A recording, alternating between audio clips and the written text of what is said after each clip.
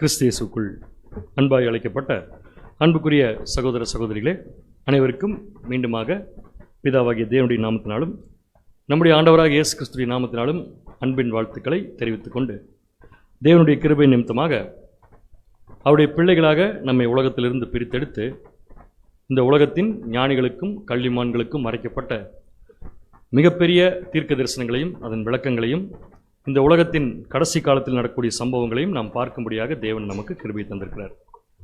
இந்த கிருபையை பெற்றுக்கொண்ட நாம் எந்த காலப்பகுதியில் வாழ்ந்து வருகிறோம் அப்படிங்கிறத புரிந்து கொண்டு தேவனுக்கு பிரியமான ஒரு வாழ்க்கையை தொடர்ச்சியாக நம்ம வாழ தேவன் கிருபை செய்வார் என்ற ஒரு வாழ்த்துதலோடு இந்த வார பாடத்திற்குள் சகரியா புஸ்தகத்தின் பாடத்திற்குள் நாம் கடந்து செல்லலாம். எத்தனாவது வாரம்? சரியா வரல பதில். அடுத்து அந்த கேள்வி தான் வரும். 30வது வாரம். 30வது வாரத்தில் நாம் பார்த்து கொண்டிருக்கும் அதிகாரம் 12th சாப்டர். 12th சாப்டரில் 2வது கிளாஸ்க்கு வந்திருக்கோம். சகரியா புஸ்தகம் முழுவதுமே எந்த அடிப்படையில் எழுதப்பட்டிருக்கு அப்படின்னு சொல்லி பார்க்கும்போது, ஆலயம் கட்டி கொண்டிருந்த இஸ்ரேல் ஜனங்கள், பழைய ஏற்பாட்டு காலத்தில் ஆலயம் கட்டி கொண்டிருந்த இஸ்ரேல் ஜனங்கள் ஆலயம் கட்டுறதுக்கு ஏற்பட்ட தடையை நீக்கி அவங்கள தொடர்ச்சியாக ஆலயம் கட்ட வைப்பதற்காக சொல்லப்பட்ட தீர்க்க தரிசனம் தான் சகரியா. ஸோ அவங்களுக்கு சொல்லப்பட்ட தீர்க்க தரிசனத்துக்குள்ள நமக்கு என்ன பாடம் இருக்குது அப்படின்னு பார்த்தீங்கன்னா, உலகத்தின் கடைசி காலத்தில் வாழக்கூடிய தேவனுடைய பிள்ளைகளுக்கு இந்த உலகத்தின் கடைசியில் நடக்க போகிற தேவனுடைய திட்டம் தெரிந்து கொள்வதற்காக கொடுத்துருக்கார். அங்கேயும் ஆசீர்வாதம் எல்லாமே யாருக்குன்னு பார்த்தீங்கன்னா இஸ்ரேல் ஜனங்களுக்கு. பழைய ஏற்பாட்டு காலத்தில் இயேசு கிறிஸ்து முதலாம் வருகையில் வருவதற்கு ஏறக்குறைய ஒரு 400 வருஷத்துக்கு முன்னாடி வாழ்ந்த யூதர்களுக்கு தேவன் ஏன் இந்த தீர்க்க தரிசனத்தை சொல்கிறாருன்னு பார்த்தீங்கன்னா, அவங்களுடைய சந்ததி தான் உலகத்தையே ஆசீர்வதிக்க போகுது. ஆபிரகாமின் சந்ததி தான் உலகத்தை ஆசீர்வதிக்க போகிற ஒரு குரூப்பாக இருக்கிறதுனால உலக ஜனங்களை ஆசீர்வதிப்பதில் இஸ்ரேல் ஜனங்களின் பங்கு என்ன அப்படிங்கிறத தேவன் சகரியா மூலம் அன்னைக்கு இருந்த யூதர்களுக்கே சொல்லிட்டார். ஸோ இதனுடைய விளக்கத்தை நம்ம தொடர்ந்து பார்த்துட்டு இருக்கிறோம். இப்போ சகரியா புஸ்தகத்தை அதிகாரங்களாக பிரிக்கப்பட்டிருக்கு. அந்த அதிகாரங்களுடைய கான்செப்ட் என்ன அப்படிங்கிறது நம்ம பார்த்துருக்கோம். மொத்தம் 4 விதமாக நம்ம சகரியா புஸ்தகத்துடைய விளக்கங்களை பிரித்து பார்த்தோம். அந்த 4வது பகுதிக்குள்ள தான் இப்போ நம்ம இருக்கோம். இந்த 4வது பகுதிக்கு என்ன தலைப்பின் கீழ் வருதுன்னு சொல்லி பார்த்தீங்கன்னா, என்கரேஜ்மெண்ட் அண்ட் ஹோப். அதாவது ஆலயம் கட்டுற ஜனங்களுக்கு உற்சாகத்தை ஏற்படுத்தி நம்பிக்கையை கொடுத்து கட்ட வைக்கக்கூடிய ஒரு விஷயம். இப்போ ஆலயம் கட்ட போகிற யூத ஜனங்களுக்கு நம்பிக்கையும் என்கரேஜ்மெண்ட்டும் என்னன்னு கேட்டால், அன்னைக்கு இருந்தவங்களுக்கு என்ன என்கரேஜ்மெண்ட் என்ன நம்பிக்கையை சொல்ல முடியும்னு பார்த்தீங்கன்னா, பிற்காலத்தில் மேசியா வருவார், அவர் உங்களை என்ன பண்ணுவார்? ரட்சிப்பார். இது இயேசு கிறிஸ்துவின் முதலாம் வருகைக்கும் பொருந்தும், இயேசு கிறிஸ்துவின் 2ஆம் வருகைக்கும் பொருந்தும். அந்த அடிப்படையில் தான் நம்ம எந்த சாப்டர் பார்த்தோம்னா 11ஆம் அதிகாரத்தை பார்த்தோம். 11ஆம் அதிகாரம் எங்கே ஆரம்பிச்சு எங்கே முடியுதுன்னு பார்த்தீங்கன்னா, இயேசு கிறிஸ்துவின் முதலாம் வருகைக்கு முன்னாடி இருந்து ஆரம்பித்து 2ஆம் வருகைக்கு பின்னாடி வரைக்கும் நடக்கக்கூடிய சம்பவங்களை சொல்லப்பட்டிருக்கு. அதை ஒரு ஆவிக்குரிய அர்த்தத்தில் நம்ம பார்க்கலாம்.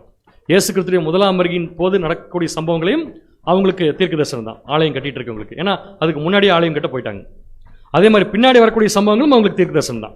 ஸோ 2 முக்கியமான காலப்பகுதியில் உள்ளடக்கியது 11ஆம் அதிகாரம். 12ஆம் அதிகாரம் எப்படி இருக்குன்னு சொல்லி பார்த்தீங்கன்னா, கம்ப்ளீட்டாக எங்கே நடக்க போகிறதுன்னு பார்த்தீங்கன்னா, உலகத்தின் கடைசி காலத்தில். இன்னும் தெளிவாக சொல்லப்போனால், கண்ணுக்கு தெரிகிற ராஜ்யம் எப்படி ஸ்தாபிக்கப்பட போகுது அப்படிங்கிற விஷயத்த சொல்ல போகிற ஒரு காரியம் தான் சகரியா. கண்ணுக்கு தெரியும் ராஜ்யம் உலக ஜனங்களுக்கு வருவதில் யூதர்களுக்கு பங்கு இருக்கு அப்படிங்கிறத ரொம்ப ஆணித்தரமாக தேவன் வெளிப்படுத்துறார். யார்கிட்டன்னு பார்த்தீங்கன்னா, அன்னைக்கு ஆலயம் கட்டி கொண்டிருந்த இஸ்ரேல் ஜனங்களுக்கு அப்படின்னு பார்க்குறோம். அப்போ 12ஆம் அதிகாரத்தில் நம்ம என்ன தலைப்பின் கீழே படித்தோம்னா, ஒரு பெரிய நாளுக்கு முன்னுரை. ஸோ நம்ம வழக்கமாக சகரியா புஸ்தகத்தில் இதுக்கு முன்னாடியெல்லாம் பிரிவுகளை எப்படி பார்த்து வந்தோம்னு பார்த்தீங்கன்னா, முதல்ல அங்கே நடக்கிற சம்பவத்தை பார்ப்போம், அதுக்கப்புறம் அதனுடைய ஆவிக்குரிய அர்த்தத்தை பார்ப்போம். ஸோ தீர்க்க தரிசனத்தை நம்ம 2ஆக பிரித்து பார்த்தோம். நிழல், பொருள் அப்படின்னு பார்த்தோம். நிழல் யாருக்குன்னு பார்த்தீங்கன்னா, யாருக்கு லிட்டரலாக நடக்குதோ அவங்களுக்கு நிழல், யாருக்கு ஸ்பிரிச்சுவலாக அந்த சம்பவங்கள் நடக்குதோ அது அவங்களுக்கு பொருளாக பார்த்தோம். ஆனால் 12ஆம் அதிகாரத்தை அப்படி பார்க்க முடியாது. ஏன்னு கேட்டிங்கன்னா, அது நடக்க போகிறதே எங்கேன்னு பார்த்தீங்கன்னா பிற்காலத்தில் தான், கடைசி காலத்தில் தான். அப்போ கடைசி காலத்தில் நடக்கக்கூடிய சம்பவங்களை ஆவிக்குரிய அர்த்தத்தோடு பார்க்கும்போது கடைசி காலத்தில் என்ன நடக்குதுங்கிறத நம்ம தெரிஞ்சுக்கலாம். அந்த ஆவிக்குரிய கண்ணோட்டத்தை படிக்கிறதுக்கு தான் தேவன் நமக்கு இப்போ ஒரு வாய்ப்பை கொடுத்துருக்காரு. இப்போ எனக்கு என்ன கேள்வினா, உலகத்தின் கடைசி காலத்தில் கண்ணுக்கு தெரிய ராஜ்யம் ஸ்தாபிப்பதில் இருக்கக்கூடிய திட்டங்களையும் நடைமுறைகளையும் செய்கைகளையும் சம்பவங்களையும் 12ஆம் அதிகாரம் உள்ளடக்கியிருக்கு. ஸோ 12ஆம் அதிகாரத்தில் சொல்லப்பட்ட சம்பவங்கள் எங்கே நடக்க போகிற விஷயம்னு கேட்டால், கண்ணுக்கு தெரிய ராஜ்யம் ஆரம்பிக்கிறதுக்கு ஜஸ்ட் முன்னாடி நடக்க போகிற விஷயம். ஸோ கண்ணுக்கு தெரியும் ராஜ்யம் ஆரம்பிக்கிறப்ப நடக்க போகிற விஷயத்தை பற்றி ஆலயம் கட்டிட்டு இருக்கிற யூத ஜனங்களுக்கு சொல்லணுமான்னு கேட்குறேன். போன வாரம் இதே கேள்வி தான் ஆரம்பித்தோம். ஆலயம் கட்டிட்டு இருந்தவங்களுக்கு உடனே வரப்போகிற காலத்தை பற்றி அவன் பேசல, தேவன் கடைசி காலத்தை பற்றி பேசுகிறார். அப்போ இவங்களுக்கு அதை சொல்லணுமான்னு கேட்குறேன் நான். கட்டாயமா சொல்லணும். ஏன் சொல்லணும்னு சொல்லுங்க பார்க்கலாம். ஆவிக்குரிய இஸ்ரேல் ஜனங்களுடைய பங்குன்னு சொல்றதை விட எது சரியான பதிலா இருக்குன்னு சொல்லி பார்த்தீங்கன்னா, இவங்க சந்ததி தான் பின்னாடி உலகத்தை ஆசீர்வதிக்க போகுது. அப்ப நீங்க ஒழுங்கா கட்டுங்க, தடை வந்தாலும் பரவாயில்ல, தடை எதிர்த்து கட்டுங்கன்னு சொன்னா தான் அவங்க கட்டுவாங்க. அப்படி கட்டினா தான் பின்னாடி இவங்க மூலம் உலக ஜனங்களுக்கு ஆசீர்வாதம் கிடைக்கும். அப்ப இவங்களை வச்சு வரப்போற ஆசீர்வாதத்தை இவங்களுக்கு சொல்லி கொடுத்து ஒழுங்கா கட்டுங்கிறத தேவன் சொல்றாரு. இன்னைக்கு அதே மாதிரி தான் நமக்கு பின்னாடி நடக்கக்கூடிய சம்பவங்களை நம்மளை வச்சு தேவன் என்ன பண்ண போறாருங்கிறத ஆலயம் கட்டிட்டு இருக்கிறப்ப தேவன் நமக்கு சொல்லி கொடுக்குறாரு இல்லையா? அந்த அடிப்படையில் தான் அன்னைக்கு அவங்களுக்கு சொல்லியிருக்காரு. ஸோ அவங்களுக்கு சொன்ன விஷயம் இந்த உலகத்தின் கடைசி காலத்தை பற்றி இருந்தாலும் அவங்களுக்கு ஏன் சொன்னார்னா, அவங்க எந்த தேசத்தையும் எந்த ஆலயத்தையும் கட்டிட்டு இருக்காங்களோ அந்த தேசம் கடைசி காலத்தில் அப்ப இருந்ததை விட முற்றிலும் மாறப்போகுது. எப்படி மாறப்போகுது? அந்த தேசம் ஒரு தெய்வீக நிலைமைக்கு கொண்டு போகப்படுது. நாட் தெய்வீக சுபாவம், தேவனுடைய டிவைன் அரேஞ்ச்மெண்ட்ஸ் அங்கே நடக்க போகுது. அதான் தெய்வீக நிலைமைக்கு அது போகுது. அது மட்டும் இல்லை, எல்லா யூத ஜனங்களும் இயேசு கிறிஸ்துவின் 2ஆம் வருகை விரும்ப போறதும் இல்லை, மேசியாவை ஏற்றுக்கொள்ள போறதும் இல்லை, புதிய அரசாங்கத்தை ஏற்றுக்கொள்ள போறதும் இல்லை. அப்ப எல்லா ஜனங்களையும் தேவன் ரட்சிக்க போறது இல்லை. யூத ஜனங்கள்லயே யாரை மட்டும் ரட்சிக்க போறாருன்னு பார்த்தீங்கன்னா மீந்திருப்பவர்கள். இந்த கான்செப்ட் அவங்களுக்கு தெரியணும். அதுக்கு 11ஆம் அதிகாரம் யூஸ் ஆகுது, 12ஆம் அதிகாரம் யூஸ் ஆகுது. அது மட்டும் இல்லை, கடைசி காலத்தில் கண்ணுக்கு தெரிய ராஜ்யம் வரும்போது யூத ஜனங்களை ஆசீர்வதிக்கு தேவன் இன்னொரு குரூப்பை கொண்டு வந்து வைக்கிறாரு. அவங்க தான் யாருன்னு பார்த்தீங்கன்னா புதிய தலைவர்கள். இந்த கான்செப்டை நம்ம 12ஆம் அதிகாரத்துக்குள்ள இருக்கிறத எந்த காரணத்தை கொண்டும் மறந்துவிடக் கூடாது. Okay, right.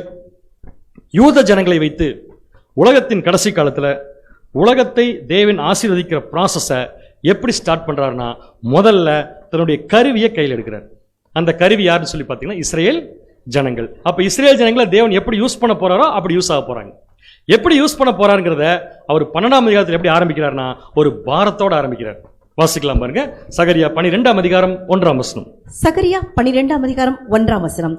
இஸ்ரவேலை குறித்து கர்த்தர் சொன்ன வார்த்தையின் பாரம். கர்த்தர் சொன்ன வார்த்தையின் பாரம். இங்க ஹைலைட் பண்ண வேண்டிய வார்த்தை பாரம். அப்ப யூதாவுக்கும் இஸ்ரேல் ஜனங்களுக்கு என்ன வரப்போகுது? பாரம் வரப்போகுதுன்னு என்ன புரிஞ்சுக்கலாம்? நம்ம ஒரு துன்பம் வரப்போகுது, ஒரு துக்கம் வரப்போகுதுன்னு சொல்லி தெரிஞ்சுக்கலாம். ஆரம்பிக்கிறப்பே துக்கத்தோட ஆரம்பிப்பாங்க அதிகாரத்தை. ஏன் துக்கத்தோட ஆரம்பிக்கிறார்னா, நடக்க போற சம்பவங்கள் துக்ககரமா இருந்தா கூட தேவன் யாருங்கிறத யாரும் மறந்துடக்கூடாது. அவர் எப்படி வேணாலும் மாத்திடுவார் சம்பவத்தை. சோ பாரம் சொன்னாரே தவிர இந்த பாரத்துல இஸ்ரேல் ஜனங்கள் அழிஞ்சு போவாங்கன்னு சொல்லல. அதுக்கு பதிலா என்ன சொல்றாருன்னா, நான் சொல்ல போற விஷயம் பாரம் தான், ஆனா நீங்க என்ன நம்புங்க, ஏன்னா நான் யார் தெரியுமா அப்படின்னு ஆரம்பிக்கிறார். வாசிங்க. இப்ப அவர் யார்? வானங்களை விரித்து பூமியை அஸ்திபாரப்படுத்தி. பூமியை என்ன பண்றாராம் அவரு? அஸ்திபாரம். எங்க அஸ்திபாரம் பூமிக்கு? நத்திங். அஸ்திபாரமே இல்லாத அஸ்திபாரப்படுத்தி மனுஷனுடைய ஆவியை அவனுக்குள் உண்டாக்குகிற கர்த்தர் சொல்லுகிறார். உங்களுக்குள்ள என்ன விஷயம் நடக்கணுமோ அதை தேவன் தான் என்ன பண்றாருங்க? உண்டாக்குறார் அப்படிங்க நம்ம படிச்சிருக்கோம். ஏற்கனவே நம்ம படிச்சிருக்கோமா? தேவன் கரெக்டா சொல்ல போனா இது புது சிருஷ்டிக்கு எப்படி பொருந்தும்னா, மாம்சத்தை முன்கூட்டியே படைச்சிட்டாரு, அதுக்குள்ள அவருடைய சிந்தையை கொண்டு வந்து வைக்கிறார். அதான் புதிய மனுஷன். அப்ப மனுஷனுக்குள்ள என்ன ஆவியை வைக்கணும்னு யாருக்கு தெரியும்? தேவனுக்கு தெரியும். அந்த ஆவியை உண்டாக்குகிற கர்த்தர் சொல்லுகிறது என்னவென்றால் அப்படின்னு ஆரம்பிக்கிறார். சோ மனுஷனால முடியாத விஷயத்த தேவனால் செய்ய முடியுங்கிறத மனுஷனுக்கு சொல்லி கொடுக்குறார். எப்படின்னா, உங்களுக்கு ஒரு பாரம் வரப்போது, ஆனா பயந்துடாதீங்க, நான் யார் தெரியுமா? எல்லாத்தையும் சரிவர செய்வதற்கு என்கிட்ட என்ன இருக்குங்க? வல்லமை இருக்குன்னு தன்னை பத்தி சொல்லிட்டு இந்த அதிகாரத்தை ஆரம்பிக்கிறார். சரி, தன்னை பத்தி சொன்ன தேவன் இஸ்ரேல் ஜனங்களை எப்படி யூஸ் பண்ண போறார் அப்படின்னு சொல்லி பார்த்தீங்கன்னா, பாரம். எப்படி அழிவு வரப்போகுதுன்னு பார்த்தீங்கன்னா, அழிவில்லை, ஒரு ஆபத்து எப்படி வரப்போகுதுன்னு சொல்லி பார்த்தீங்கன்னா, இந்த ஜனங்களை தேவன் உலக நாடுகளுக்கு என்னவாக ஆக்கப் போகிறார்? சொந்தக்காரங்கள் ஆக்கப் போகிறார், நண்பர்கள் ஆக்கப் போகிறார். என்ன ஆக்கப் போகிறார்? தத்தளிப்பின் பாத்திரம் ஆக்கப் போகிறார். வாசிக்கலாம் பாருங்க. சகரியா 12ஆம் அதிகாரம் 2ஆம் வசனம். சகரியா 12ஆம் அதிகாரம் 2ஆம் வசனம். இது சுற்றிலும் இருக்கிற எல்லா ஜனங்களுக்கும். யார சுற்றிலும்? நம்மளை சுற்றிலும். இஸ்ரேல் நாட்டை சுத்தி இருக்கிற எல்லா ஜனங்களுக்கும் நான் எருசலேமை தத்தளிப்பின் பாத்திரமாக்குகிறேன். எருசலேமை நான் என்னமா மாத்துகிறேன்? தத்தளிப்பின் பாத்திரமாக மாத்துகிறேன். எருசலேமுக்கு விரோதமாய் போடப்படும் முற்றுகையிலே யூதாவும் அப்படியே. அப்ப எருசலேமுக்கு விரோதமா என்ன வரப்போகுது? முற்றுகை வரப்போகுது. அப்படி முற்றுகை வரும்போது யூதாவுக்கு என்ன வந்துடும்?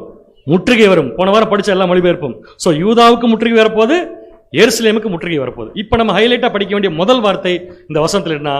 தத்தளிப்பின் பாத்திரமாக்க போறார். இஸ்ரேல் ஜனங்களை தேவன் என்ன ஆக்க போறாரு? தத்தளிப்பின் பாத்திரமாக்குறான்னு சொல்றது கரெக்டா இருக்குமா? மற்ற ஜனங்களுக்கு இவங்களை தத்தளிப்பின் பாத்திரமாக்குறான்னு சொன்னா கரெக்டா இருக்குமா? இப்ப தத்தளிக்கும் பாத்திரம்னா என்ன?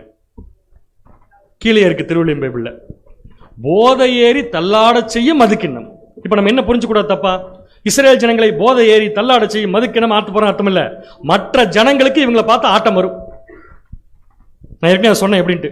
ஒரு குழப்பமான ஒரு விஷயம். அவங்க என்ன செய்யறாங்கன்னு ஒருத்தருக்குமே புரியாது. ஆனா இவங்களை ஏதாவது ஒன்று பண்ணுங்கிற வெறி மட்டும் இருந்துட்டு இருக்கு எல்லாத்துக்குமே. ஆனா ஒண்ணுமே பண்ண முடியாது. அதுக்கு பேர் தான் தத்தளிப்பின் பாத்திரமாக்குகிறேன். அப்படி தத்தளிப்பின் பாத்திரமாக்குறது தான் தேவனுடைய இன்டென்ஷன். ஏன் தேவன் தன்னுடைய இன்டென்ஷனை இந்த ஜனங்கள் கிட்ட இப்படி செயல்படுத்துறாரு? அப்பதான் மற்ற ஜனங்கள் இவங்களுக்கு எதிராக என்ன பண்ணுவாங்க? வருவாங்க. அப்பதான் தேவனுடைய வல்லமைன்னு அவங்க என்ன பண்ண முடியும்? புரிஞ்சுக்க முடியும். சோ எல்லா ஜனங்களும் படையெடுத்து வரணும்னா தேவன் அவங்களை என்ன ஆக்கணும்னு பாத்தீங்கன்னா தத்தளிப்பின் பாத்திரமாக்கும். நம்மளை பார்த்து சில பேர் சொல்லுவாங்க தெரியுமா, உங்களை பார்த்தாலே எனக்கு எப்படித்தான் இருக்கு, fill in the blanks. கொஞ்சம் பேரை பார்த்தா பயமா இருக்குன்னு சொல்லுவோம், கொஞ்சம் பேரை பார்த்தா அடுத்து என்ன சொல்லுவாரோ தெரியல அப்படின்னு சொல்லுவோம். இவர் என்ன பண்ண போறாருன்னு ஒருத்தருக்குமே தெரியல. அந்த மாதிரி ஒரு கண்டிஷன் வருது இல்லையா? அந்த மாதிரி தான். சோ ஏதோ ஒன்று செய்வாங்கன்னு தெரியும், ஆனா என்ன செய்வாங்கன்னு தெரியாது. இவங்க கிட்ட மட்டும் எப்படி இதெல்லாம் நடக்குதுன்னு யாருக்குமே தெரியாது. அதுக்கு பேர் தான் தத்தளிப்பின் பாத்திரம். இன்னைக்கு எக்ஸாக்டா தேவன் அந்த கண்டிஷன்ல தான் யாரை வச்சிருக்காருங்க? யூதாவை. இன்னும் கொஞ்ச நாள்ல எல்லா நாடுகளும் ஒண்ணுமே பண்ண முடியாதுங்கிறதுக்காகவாது என்ன பண்ணுவாங்க? இவங்களுக்கு ஆப்போசிட்டா டெஃபினட்டா வருவாங்க. இதுதான் தேவனுடைய இன்டென்ஷன். அப்படி அந்த இன்டென்ஷன் வரும்போது ரெண்டு விஷயம் பாதிக்கப்படும். முற்றுகை போடப்படும். அந்த முற்றுகையில ரெண்டு விஷயம் பாதிக்கப்படும். எது ரெண்டு விஷயம்? எருசலேமுக்கு எதிரான முற்றுகையில் யூதாவும் அப்படியாகும். அப்படி என்ன புரிஞ்சுக்கலாம்? யூதாவுக்கு முற்றுகை வரும், எருசலேமுக்கு முற்றுகை வரும். சோ எருசலேம் என்பது கேபிட்டல் சிட்டி. சோ எருசலேம் சொன்னா என்ன போட்டு படிச்சுக்கணும்? Nation of Israel. அதுக்கும் ஆபத்து வரப்போகுது. அடுத்தது பீப்புள் ஆஃப் இஸ்ரேலுக்கு என்ன வரப்போகுது பாத்தீங்கன்னா ஆபத்து வரப்போகுது. எப்படி வரப்போகுது? எப்படி வரப்போகுதுன்னா எல்லா ஜனங்களும் சுற்றி இருக்காங்க இல்லையா உலக நாடுகள், இவங்கெல்லாம் எருசலேமை ஒரே மாதிரி பார்க்க மாட்டாங்க, மூன்று விதமா பார்ப்பாங்க. ஒரே மாதிரி பார்க்க மாட்டாங்க, மூன்று விதம் பார்க்க போறாங்க. நீங்க மூன்று விதமா பார்த்து சொல்லக்கூடாது. என்னென்னது?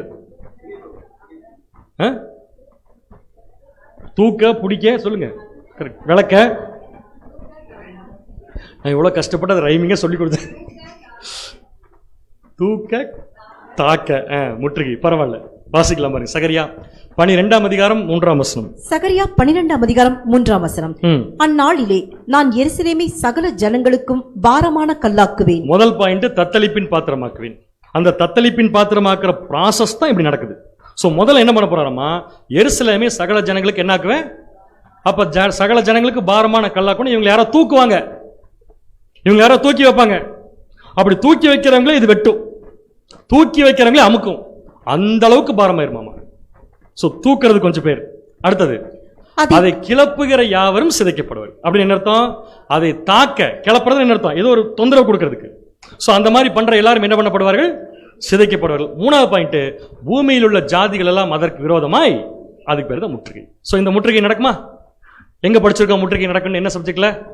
எருசலேமுக்கு விரோதமா யுத்தம் பண்ண சகல ஜாதிகளையும் கூட்டம். அது நான் மிச்சத்தை கம்ப்ளீட் பண்ணிடுறேன். நீங்க எந்த அதிகாரம் மட்டும் சொல்லுங்க. சகரியா 14ஆம் அதிகாரத்தில் படிச்சிருக்கோம். சப்ஜெக்ட் பேரு இஸ்ரேல் தீர்க்க தரிசனம். பரவாயில்ல, வாசிட்டோம். அடுத்தது எல்லா நாடுகளும் வந்துருச்சுன்னு வச்சுக்கோங்களேன். அதான் தேவனுடைய நோக்கம். எல்லா நாடுகளும் எருசலேமுக்கு விரோதமா யுத்தம் பண்ண வரணும். அப்படி வந்துருச்சுன்னா யார் ஜெயிக்கணும்?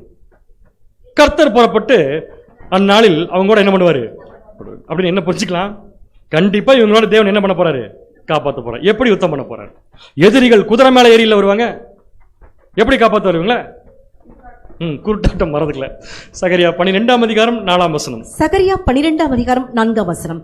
அந்நாளிலே நான் குதிரைகளுக்கெல்லாம் திகைப்பையும். குதிரைகளுக்கெல்லாம் திகைப்பையும். குதிரை என்பது தீர்க்க தரிசனத்தில் எதை குறிக்கும்? பார்க்காம சொல்லணும். ராணுவ வலிமை, பவர், மிலிட்டரி ஸ்ட்ரென்த். நம்ம குதிரை எப்படி? நம்ம குதிரை இந்தியா குதிரை. நீங்க சொல்றதுலேயே தெரியுது நம்ம குதிரை எப்படி இருக்குன்ட்டு. சரி, ஓகே. அந்நாளில் குதிரைகளுக்கெல்லாம் என்ன ஏற்படுத்துவேன்? திகைப்பையும். அவைகளின் மேல் ஏறி இருக்கிறவர்களுக்கெல்லாம் புத்தி மயக்கத்தையும் வரப்பண்ணி. குதிரையும் வரும், குதிரை மேல ஏறி இருக்கவங்களும் வருவாங்க. யாருக்கு விரோதமா? எருசலேமுக்கு விரோதமா. எதுக்கு வராங்க? யுத்தம் பண்ண. கரெக்டா வருவாங்க. அப்படி வரும்போது நான் தேவன் என்ன பண்ணுவாரு? குதிரைக்கு திகைப்பு, குதிரை மேல ஏறி இருக்கவங்களுக்கு புத்தி மயக்கம். சோ குதிரை என்பது ராணுவ வலிமை. குதிரைகள் அப்படிங்கிறது சுற்றி இருக்கிற எல்லா நாடுகளுடைய ராணுவ வலிமை.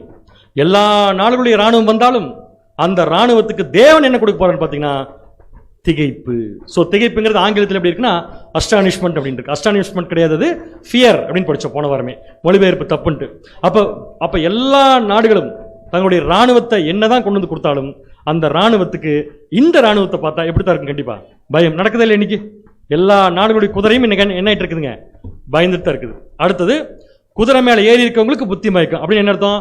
ராணுவத்தை கண்ட்ரோல் பண்ற கவர்மெண்ட்ஸ், அதுக்கெல்லாம் என்ன வரப்போகுதுங்க இப்ப? புத்தி மயக்கம். அப்படின்னு என்ன அர்த்தம்? என்ன நடக்குதுன்னு அவங்களுக்கு தெரியாது. அப்படி இருக்கிறப்ப கூட தேவன் என்ன பண்ணுவார்னா, தன் கண்ணை யூதா வம்சத்தின் மேல் என்ன பண்ணுவாரமா?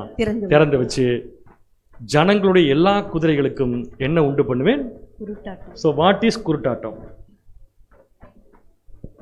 பிளைண்ட்னஸ் இங்கிலீஷ்ல. அப்புறம் பிளைண்ட்னஸ் என்னன்னு கேட்டா குருட்டாட்டம் அப்படிங்கிறது. ஸோ என்னன்னு பார்த்தோம்னா ஏற்கனவே படிச்சோம் இல்லையா, இந்த ஜனங்களை மட்டும் யாராலையும் புரிஞ்சுக்கவே முடியல. எவ்வளோ பெரிய தீவிரவாத இயக்கங்கள் எல்லாம் இவங்களை பார்த்து என்ன பண்ணிட்டு இருக்குது? பயப்படுது. இதை கண்ட்ரோல் பண்றவங்களுக்கு புத்தி மயக்கம் வந்துருச்சு.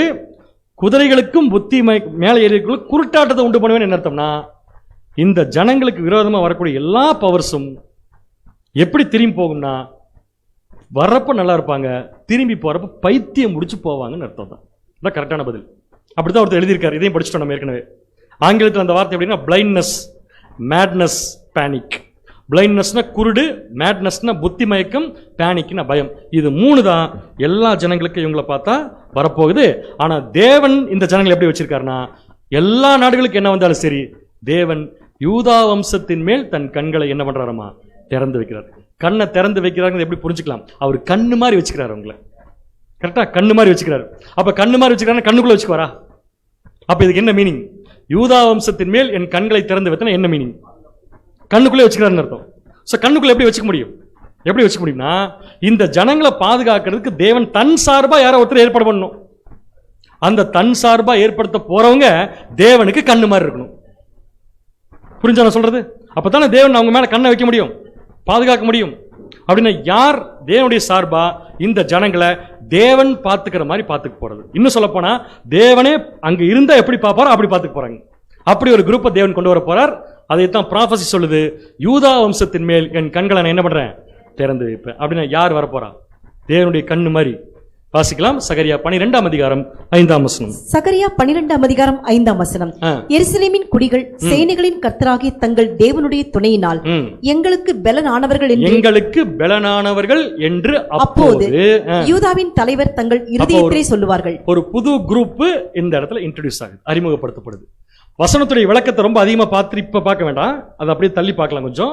முதல்ல நம்ம நோட் பண்ண வேண்டிய விஷயம் பார்த்தீங்கன்னா, யூதாவின் தலைவர்கள் ஒரு குரூப் வராங்களா? இதுதான் போன வாரம் கேள்வி கேட்டிருந்தேன். யார் இந்த யூதாவின் தலைவர்கள்? லீடர்ஸ் ஆஃப் ஜூதான்னு சொல்லலாமா? ஆங்கிலத்தில் எப்படி இருக்குன்னு பார்த்தீங்கன்னா governors of Judah. So governor of Judah வர போறாங்க. அவங்க இஸ்ரேல் ஜனங்களை பார்த்துக்க போறாங்க. எப்படி பார்த்துக்க போறாங்க? கண்ணு மாதிரி. அதைத்தான் தேவன் எப்படி சொல்றாரு? யூதா வம்சத்தின் மேல் என் கண்களை நான் என்ன பண்றேன் அப்படின்னு. என்ன அர்த்தம்? இந்த கவர்னர்ஸ் யூதாவுக்கு ஏற்படுத்தப்படுவதற்கு காரணம் அவர்களை சீர்பொருந்த செய்வதற்காக. இப்ப கேள்வி, அப்ப இஸ்ரேல் ஜனங்கள் இன்னும் என்ன ஆகல? சீர் பொருந்தல. இன்னும் என்ன இருக்கு? அழுக்கு இருக்கு, குப்பை இருக்கு, நிறைய இருக்கு. அதையெல்லாம் சரி பண்ணி இந்த ஜனங்களை தேவனுக்கு ஏற்ற மாதிரி மாற்றக்கூடிய ப்ராசஸ் தான் தேவன் யார் மூலமா செய்ய போறான்னு பாத்தீங்கன்னா இந்த யூதாவுடைய கவர்னர்ஸ் ஆஃப் ஜூதா அப்படின்னு படிச்சுக்கலாம். ஸோ இந்த கவர்னர் ஆஃப் ஜூதா யாருங்கிறத போன வாரம் நம்ம கேள்வி கேட்டிருந்தோம். பதில் சொல்றதுக்கு நமக்கு ரொம்ப கஷ்டம் இல்லை, ஏன்னா வேற சில சப்ஜெக்ட்லையும் இந்த வசனங்களை நம்ம கோட் பண்ணி பார்த்துருக்கோம். யார் அவங்க? ரொம்ப நேரமா யாரு நான் கேட்டு சொல்லிடுங்கிற நம்பிக்கையோட சொல்லிட்டேன். யாருங்க இவங்க? முற்பிதாக்கள், பைபிள் ஹீரோஸ். ஸோ இவங்க உயிர்த்தெழுந்து வரணும் முதல்ல. கரெக்டா? இவங்க எங்கிருந்து வருவாங்க? பூமியிலிருந்து. எங்கிருந்து வருவாங்க? உயிர்த்தெழுந்து வருவாங்க. ஸோ எப்போ உயிர்த்தெழுந்து வருவாங்க? நம்ம படிச்சிருக்கோமா ஏற்கனவே? எப்போ உயிர்த்தெழுந்து வருவாங்க? இது தோத்து மறுபடியும் ஜெயிக்க ஆரம்பிக்கிறப்ப. கரெக்ட்? இஸ்ரேல் ஜனங்கள் நல்லா அடி வாங்கி மறுபடியும் ஜெயிக்க ஆரம்பிக்கிற அந்த மிட் பாயிண்ட் படிச்சிருக்கோம். ஸோ அந்த மிட் பாயிண்ட்ல யார் எந்திரிப்பா அப்படின்னா முற்பிதாக்கள் எந்திரிச்சிட்டாங்கன்னு இனிமேல் அவங்களுக்கு தோல்வி கிடையாது. அவங்க தான் சொல்றாரு யூதாவின் கவர்னர்ஸ் ஆஃப் ஜூதா அப்படின்னு சொல்றாரு. ஸோ இந்த முற்பிதாக்கள் உலக ஜனங்களை ஆசீர்வதிக்கிறதுல இஸ்ரேல் ஜனங்களுக்கு ஹெல்ப் பண்ண போறாங்க. அப்படி இருக்கிறப்ப இந்த முற்பிதாக்களுக்கு தேவன் யாருன்னு தெரியுமா? ரட்சிப்புக்கு ரொம்ப முக்கியமா இந்த நாலேஜ் தான். தேவன் யாருன்னு தெரியுமா தெரியாதா? எவ்வளவு சந்தேகமா தெரியும் சொல்றீங்க பாத்தீங்களா நீங்க? தெரியும். இயேசு கிறிஸ்துவை தெரியுமா? சபையை தெரியுமா? அப்புறம் எப்படி இவங்க ரட்சிப்பாங்க? ஸோ முதல்ல யார் உட்கார்ந்து சாப்பிடணும்? எந்த சப்ஜெக்ட்ல படிச்சிருக்கோம் அதையா? எஸ்ஐக்கியல். அவங்களுக்கு ஒரு இடம் இருக்கா? இடம் கிழக்கு வாசல். கிழக்கு வாசல் 2 பக்கம் திறந்திருக்குமா, ஒரு பக்கம் மட்டும் திறந்திருக்குமா? ஏன் ஒரு பக்கம் மட்டும் திறந்திருக்கு? அந்த பக்கம் போகக்கூடாது. அவங்களுக்கு பரலோக அழைப்பு அப்ப இல்லை. அதுக்கப்புறம் எனக்கு தெரியாது. ஸோ அவங்க போய் சாப்பிட்டு வந்துடணும் எந்திரிச்சு. எல்லா ஜனங்களும் சாப்பிட போறாங்க சத்தியத்தை. அதே மாதிரி முதல்ல சத்தியத்தை யார் சாப்பிட போறான்னு பார்த்தீங்கன்னா முற்பிதாக்கள். ஸோ முற்பிதாக்களுக்கு சத்தியத்தை சாப்பிட்ட உடனே யார் மேல விசுவாசம் வரும்? அப்புறம் சரி, அவ்வளவுதான், சபை முடிஞ்சது. ஸோ இந்த விசுவாசம் அவங்களுக்கு வந்துருச்சுன்னா அவங்க இந்த விசுவாசத்தை இஸ்ரேல் ஜனங்கள் மேல செலுத்துவாங்க, அவங்களுக்கு சொல்லிக் கொடுப்பாங்க. அதுதான் ஆங்கிலத்தில் ரொம்ப அழகா கமெண்ட்ரி போட்டிருக்காங்க. The leaders of Israel avow their own faith. தங்களுடைய விசுவாசத்தை அவங்க மேல செயல்படுத்துவாங்க. And faith of their people in the God. தேவன் மேல அவங்க வைக்க வேண்டிய விசுவாசத்தை எக்ஸாக்டா வர்த்திக்க பண்ண போறது யாருன்னு சொல்லி பாத்தீங்கன்னா இந்த முற்பிதாக்கள் அப்படின்னு நம்ம புரிஞ்சுக்கலாம். சரிங்களா? வாசிக்கலாம் பாருங்க. எசேக்கியேல் 12 சகரியா 12ஆம் அதிகாரம் 5ஆம் வசனம். இப்ப வசனத்துல விளக்கத்தை கவனிக்கலாம். சகரியா 12ஆம் அதிகாரம் 5ஆம் வசனம். எருசலேமின் குடிகள் யார்? எருசலேமின் குடிகள் கமா எருசலேமின் குடிகள் மற்றும் சேனைகளின் கர்த்தராகிய தங்கள் தேவனுடைய துணையினால் எங்களுக்கு பெலனானவர்கள் என்று அப்போது யூதாவின் தலைவர் தங்கள் இருதயத்திலே சொல்லுவார்கள். புரிஞ்சுச்சா? புரியலையா? புரிஞ்சிச்சு. படிச்சிருங்க, ஒரு தடவை படிச்சிருங்க, தப்பில்லை. என்ன சொல்ல வருது வசனம் மட்டும் சொல்லுங்க பார்க்கலாம். யூதாவின் தலைவர்கள் யாருன்னு கண்டுபிடிச்சோமா? சரி, இப்ப படிங்க. எருசலேமின் குடிகள் சேனைகளின் கர்த்தராகிய தங்கள் தேவனுடைய துணையினால் எங்களுக்கு பெலனானவர்கள் என்று அப்போது யூதாவின் தலைவர் தங்கள் இருதயத்திலே சொல்லுவார்கள். நல்ல ஃபாண்ட்டுங்க பிரதர், நல்ல கலர்ல இருக்கு, வித்தியாசமான ஒரு கலர்ல போட்டிருக்கீங்க. ஆனால் யார் பேசுவா? யார் இருதயத்தில் சொல்லிக்குவாங்க? யூதாவின் தலைவர்கள் யாரு? அப்ப முற்பிதாக்கள் தங்கள் மனசுக்குள்ள என்ன சொல்லிக்குவாங்க? தெரியுமா? எருசலேமின் குடிகள் சேனைகளின் கர்த்தராகிய தங்கள் தேவனுடைய துணையினால் எங்களுக்கு என்ன இருக்காங்க? அதாவது முற்பிதாக்கள் என்ன சொல்றதுக்கு வாய்ப்பு இருக்குன்னா இஸ்ரேல் ஜனங்கள். கரெக்டா? எருசலேமின் குடிகள் யாருங்க? இஸ்ரேல் ஜனங்கள் தான். தேவன் மூலமா எங்களுக்கு என்ன இருக்காங்க? இப்ப பெலன் அப்படின்னு என்ன அர்த்தம்? இங்க கடற்கரை மணலா இருந்து செயல்படுத்த போறது யாரு? முற்பிதாக்கள் பூமியில கடற்கரை மணலா இருந்து உலக ஜனங்களை சீர்படுத்த போற ப்ராசஸ்க்கு யாரை யூஸ் பண்ண போறாங்க? இஸ்ரேல் ஜனங்கள். அப்ப இஸ்ரேல் ஜனங்களுக்கு தேவன் என்ன கொடுக்கணும்? பலன் கொடுக்கணும். புரிஞ்சா? புரியல உங்களுக்கு? அப்ப இஸ்ரேல் ஜனங்களுக்கு தேவன் பலன் கொடுத்தாதான் நாங்க ஆட்சி செய்யறோங்கிற விளக்கத்தை இதில் எடுத்துக்கலாம். அதே சமயத்தில் எப்படி எடுத்துக்கலாம்னா இவங்க சொல்லிக்குவாங்க, தேவன் தங்களுடைய இருதயத்தில் என்ன சொல்லிக்குவாங்கன்னா இஸ்ரேலின் தேவனாகிய கர்த்தர் தான் எங்களுக்கு என்னவா இருக்காருன்னா பலன். ஆக்சுவலா தேவன் யாருக்கு பலன் பாத்தீங்கன்னா இஸ்ரேல் ஜனங்களுக்கு பலனா இருக்காரு. யாருக்கு பலனா இருக்காரு? அப்ப முற்பிதாக்களுக்கு யார் டூல்னு பாத்தீங்கன்னா இந்த பூமியில இஸ்ரேல் ஜனங்கள். உலகத்தை ஆசீர்வதிக்கிற ப்ராசஸ்ல முற்பிதாக்களுக்கு யார் கருவிகளா சேர்ந்து செயல்பட போறது பாத்தீங்கன்னா இஸ்ரேல் ஜனங்கள். இதை திருவள்ளுவத்தில் படிச்சுட்டா இவ்வளவு பிரச்சனை வராது. யூதா குடும்பத்தாரை கடைக்கண் நோக்கி மக்கள் இனங்களின் அனைத்து குதிரைகளின் கண்களையும் குருடாக்குவேன். மக்கள் இனங்களின் அனைத்து குதிரைகளின் கண்களையும். விளக்கம் தெரியும் நமக்கு, ராணுவ வலிமை. அடுத்தது அப்போது யூதா நாட்டின் குடும்ப தலைவர்கள் எருசலேமில் குடியிருப்போரின் வலிமை அவர்களுடைய கடவுளாகிய படைகளின் ஆண்டவரில் தான் இருக்கிறது. அவருடைய கடவுளாகிய படைகளின் ஆண்டவரிடத்தில் தான் இருக்கிறது. இப்ப என்ன புரியுது உங்களுக்கு? அப்பயே படிச்சுக்கு இப்ப படிச்சுக்கு என்ன வித்தியாசம் இருக்கு? கவனிச்சிங்களா? என்னட்டு இஸ்ரேல் ஜனங்கள் இவ்வளவு பவர்ஃபுல்லா இருக்கிறதுக்கு காரணம் தேவன்கிறத யார் தெரிஞ்சுக்குவாங்களாமா? முற்பிதாக்கள் தெரிஞ்சுக்குவாங்க. இப்ப அவங்க பவர்ஃபுல்லா இருக்கிறாங்களா இல்லையா? இன்னும் பவர்ஃபுல்லா ஆவாங்களா ஆக மாட்டாங்களா? இதை யாரும் தெரிஞ்சுக்குவா? அப்ப முற்பிதாக்களுடைய அல்டிமேட் எய்ம்னா தேவன் யாருங்கிறத அவங்க உயிர் திறந்ததுக்கு அப்புறம் மறுபடியும் தெரிந்து கொள்வார்கள். தேவனுடைய வல்லமையை தெரிந்து கொள்றதுக்கு ஒரு ஜென்மம் பத்தாது. அதான் உண்மை. சோ எல்லா விஷயமும் முற்பிதாக்களுக்கு கற்றுக் கொடுக்கப்படும் போது இன்னும் விசுவாசம் பெருகும். அவங்களுக்கு பேரை ஏனுங்க? விசுவாசத்தின் வீரர்கள், விசுவாசத்தின் தலைவர்கள் மறுபடியும் விசுவாசத்துல இன்னும் வேறுன்றுவதற்கு யார் காரணமா இருக்குன்னு பார்த்தீங்கன்னா இஸ்ரேல் ஜனங்கள். எப்படி புரிஞ்சுக்குவாங்கன்னா இஸ்ரேல் ஜனங்களுக்கு தேவன் பலனானவர் அப்படிங்கிறது புரிஞ்சுக்குவாங்க. தேவன் தான் இவங்களை காப்பாற்ற போறாருங்கிறது என்ன பண்ணிக்குவாங்க? புரிஞ்சுக்குவாங்க. இந்த இன்ஃபர்மேஷன் யாருக்கு தெரியணும்? தேவன் தான் எல்லாமே அப்படிங்கிறது யாருக்கு தெரியும்னு கேட்கிறேன். போதும் அவங்களுக்கு மட்டும், நமக்கு மட்டும் போதும். ஆலயம் கட்டுறவங்களுக்கு நமக்கு மட்டும் போதும், மீதி இருக்கிறவங்க மட்டும் போதும், எல்லா நாடுகளுக்கும் மட்டும் போதும். அப்ப நான் கேட்கறேன் ஒரு அர்த்தம் இருக்குல்ல கண்டிப்பா. சரி, 1000 ஆண்டு அரசாட்சியின் எய்ம் என்ன? உலக ஜனங்களை, அப்ப உலக ஜனங்கள் எப்படி ஆசீர்வாதத்துக்குள்ள வரும்? முதல்ல என்ன தெரியணும் உங்களுக்கு? தேவன் யாருன்னு தெரியணும். முற்பிதாக்கள் இன்னும் தெரிஞ்சிட்டு இருக்கிறாங்க, தெரிஞ்சுக்கிட்டாங்க. தெரிஞ்ச இந்த இன்ஃபர்மேஷன் யாருக்கும் போய் சேரப்போகுதுங்க? உலக. இதை நம்ம எங்க படிக்கிறோம்? ஏசாயா 11ஆம் அதிகாரம் 9ஆம் வசனம். கொஞ்சம் சவுண்ட் அதிகமா இருக்கிற மாதிரி இருக்கு. ஏசாயா 11ஆம் அதிகாரம் 9ஆம் வசனம். என் பரிசுத்த பர்வதமெங்கும் தீங்கு செய்வாரும் இல்லை, கேடு செய்வாரும் இது இல்லை. கம்ப்ளீட்டா உலக ஜனங்களுடைய பிரசன்ஸ் பத்தி சொல்லிட்டு இருக்கு. அவங்க எல்லாரும் தீங்கு செய்ய மாட்டாங்க, கேடும் செய்ய மாட்டாங்க. சமுத்திரம் ஜலத்தினால் நிறைந்திருக்கிறது போல பூமி கர்த்தரை அறிகிற அறிவினால் நிறைந்திருக்கும். பூமி கர்த்தரை அறிகிற அறிவினால், இந்த கடைசியில இந்த ரொம்ப முக்கியம். பூமி கர்த்தரை அறியும் அறிவினால் நிறைந்திருக்க வேண்டும் என்றால் முதலில் யார் கர்த்தரை அறியும் அறிவில் நிறைஞ்சிருக்கணும்? இஸ்ரேல் ஜனங்கள், முற்பிதாக்கள். சோ இவங்க மூலமா தான் இந்த விஷயம் உலக ஜனங்களுக்கு போகுது. முதல்ல யார் எந்திரிக்க போறதுன்னு பாத்தீங்கன்னா இஸ்ரேல் ஜனங்கள். தேவன் மேல முழு விசுவாசம் வைக்க போறாங்க. கரெக்டா? முற்பிதாக்கள் தெரிஞ்சுக்கிட்டாங்க, யூத ஜனங்களும் தெரிஞ்சுக்க போறாங்க. அப்படி தெரிஞ்சுக்கும் போது என்ன நடக்குன்னு பாத்தீங்கன்னா அவங்களுடைய விசுவாசம் மேலும் என்னன்னு பாத்தீங்கன்னா அதிகம். இப்ப நீங்க சொல்லுங்க, இஸ்ரேல் ஜனங்களுடைய விசுவாசம் எக்ஸ்ட்ரீமுக்கு போயிடுச்சுன்னு எப்ப தெரிஞ்சுக்கலாம்? எப்படி தெரிஞ்சுக்கலாம்? இப்ப இருக்காங்களா? இப்ப இருக்கிற இஸ்ரேல் ஜனங்களுக்கு விசுவாசம் கிளைமேக்ஸ் போயிடுச்சா? உச்சகட்டத்துக்கு போயிடுச்சா? எப்படி தெரிஞ்சுக்கலாம்? எதை வச்சு தெரிஞ்சுக்கலாம்? கரெக்டான பாயிண்ட் தான். மேசியாவை அவங்க என்ன பண்ணிக்கணும்? ஏற்றுக்கொள்ளணும். அப்ப மேசியாவை ஏற்றுக்கொள்ளக்கூடிய விஷயத்தில் கூட முற்பிதாக்களின் பங்கு இருக்கு. ஆனா என்ன ஆச்சுன்னா முற்பிதாக்களுக்கு மேசியாவை பத்தி அதுக்கப்புறம் வந்து படிப்பாங்க. ஸோ அவர்களும் சேர்ந்து சொல்லிக் கொடுக்க போறாங்க. அப்படி சொல்லிக் கொடுக்குற விஷயத்தை தான் தேவன் எப்படி சொல்லியிருக்காருன்னா, யூதா வம்சத்தின் மேல் என் கண்களை நான் என்ன பண்றேன்? திறந்து வச்சு. ஸோ அவங்களுடைய விசுவாசம் பெருகுவது தான் அவங்களுடைய ரட்சிப்புக்கு ஆதாரம். அந்த விசுவாசத்தை பெருகிற விஷயத்தை தான் யூதாவின் தலைவர்கள் மூலமா தேவன் என்ன பண்றாருன்னா கொடுக்குறார். ரைட்டா? சரி, யூதாவின் தலைவர்கள் மூலம் இஸ்ரேல் ஜனங்கள் என்ன ஆவாங்கன்னு படிச்சிட்டோம்.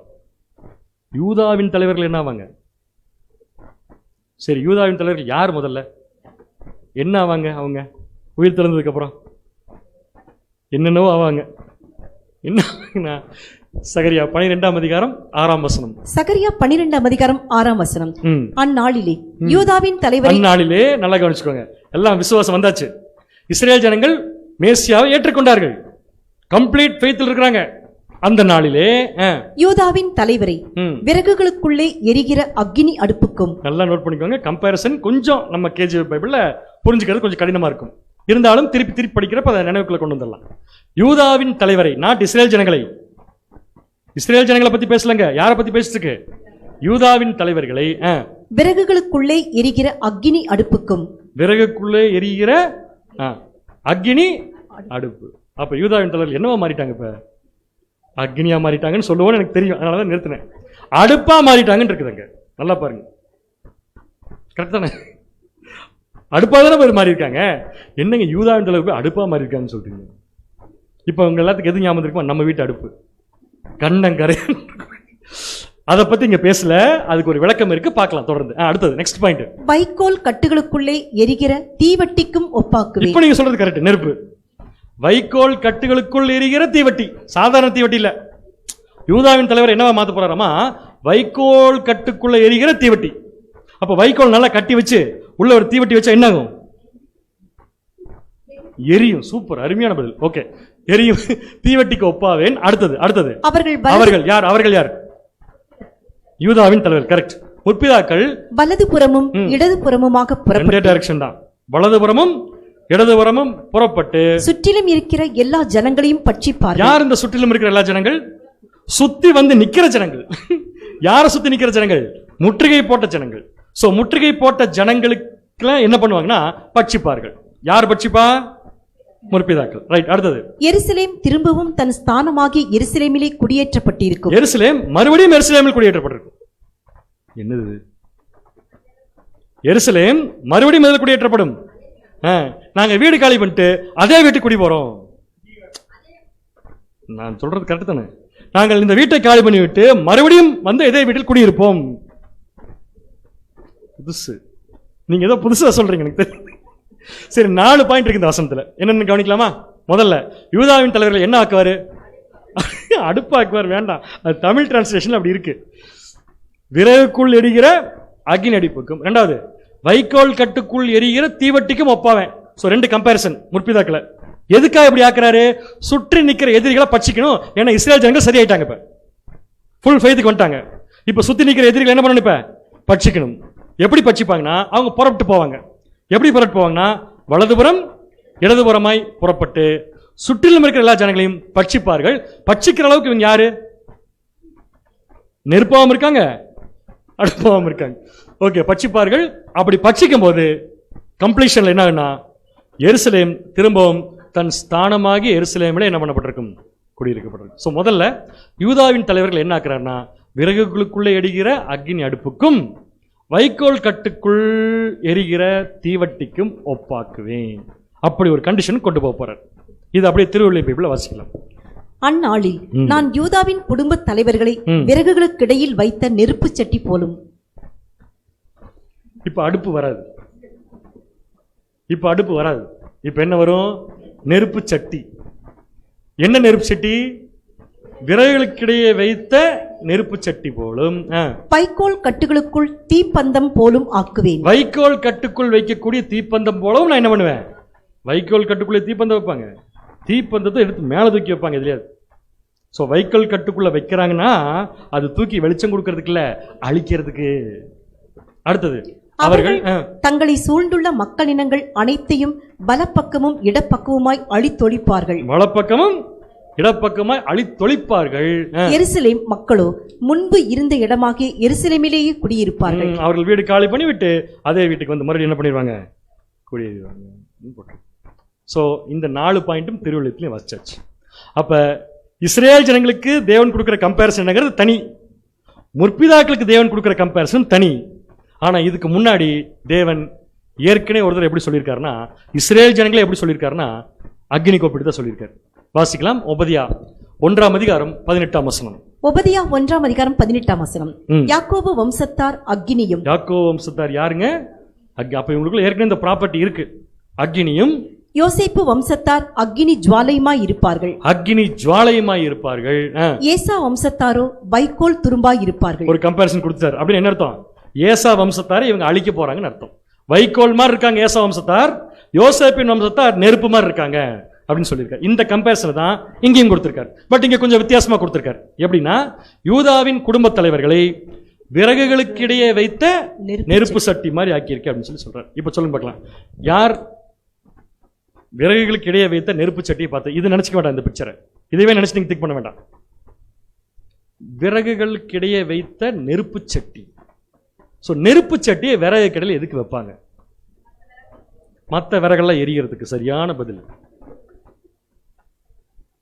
இது ஒரு புது ப்ராசஸ் இருக்கு. விறகு எரியறதுக்கு இல்லைங்க, சாப்பாடு ஆக்கிறதுக்கு வைப்பாங்க. அப்படின்னு என்ன புரிஞ்சுக்கலாம்? கொஞ்சம் டங் ஸ்லிப் ஆயிடுச்சு, அவ்வளோதான். பரவாயில்ல, தவறில்ல. ஓகே, நம்ம என்ன புரிஞ்சுக்கலான்னு பார்த்தீங்கன்னா, கரெக்டாக எக்ஸாக்டாக சொல்றதுக்கு எனக்கு ஞாபகம் வந்து விஷயம் சொல்லிடுறேன், தப்பா நினச்சிக்காதீங்க. இந்த பெரிய பெரிய ஹோட்டலில் போனீங்க, முன்னாடி பெரிய கல் போட்டு வச்சிருப்பாங்க தெரியுமா? அந்த கல் என்ன போடுவாங்க? பதில் வரும் தெரியும் எனக்கு.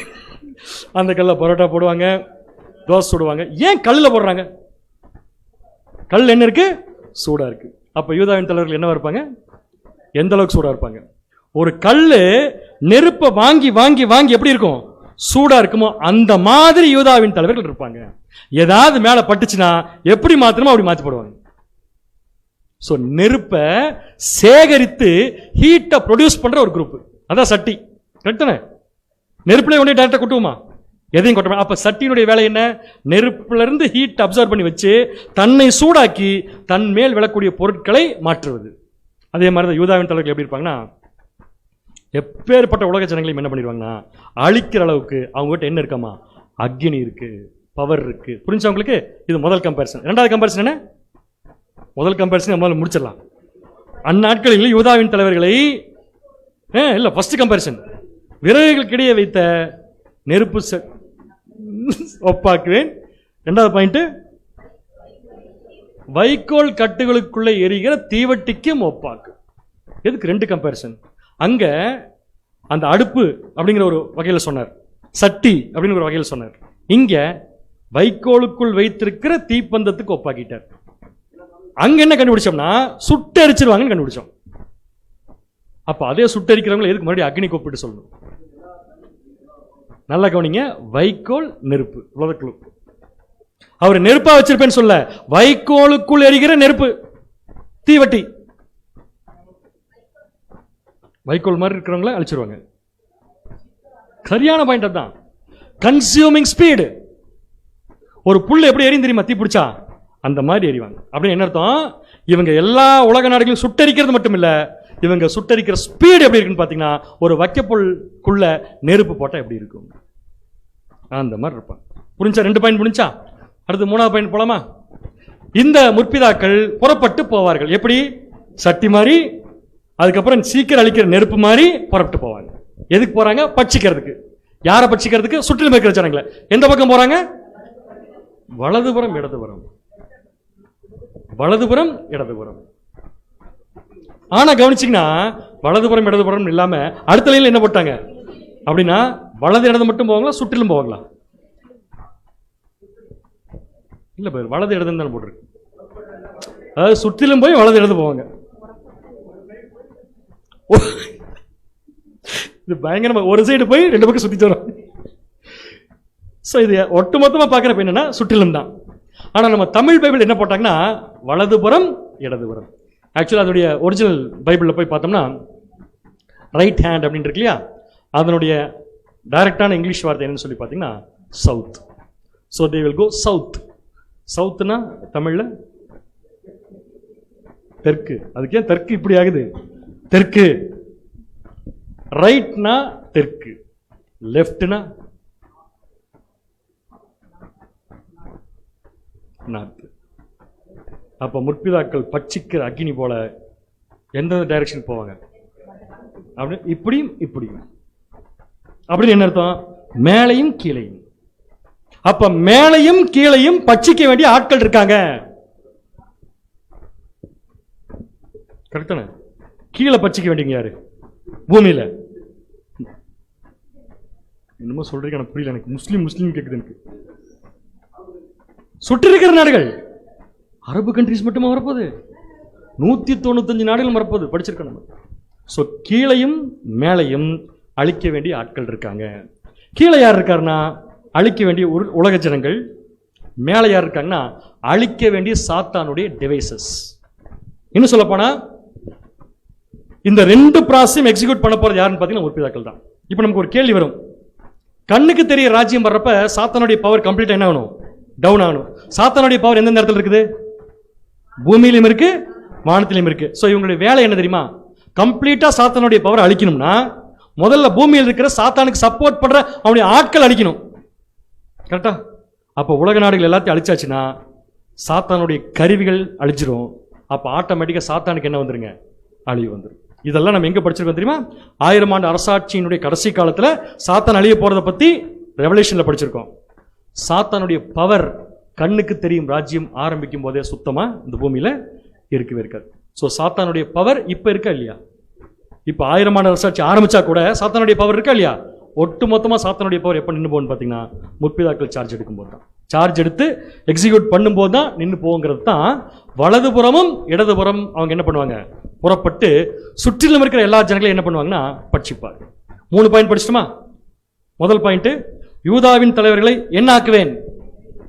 விறகுகளுக்குள்ளே எரிகிற அக்னி அடுப்புக்கும், 2வது வைக்கோல் கட்டுகளுக்குள் எரிகிற தீவட்டிக்கும், 3வது வலதுபுறமும் இடதுபுறம் சவுத் அண்ட் நார்த் புறப்பட்டு போய் எல்லா ஜனங்களையும் பட்சிப்பார்கள்.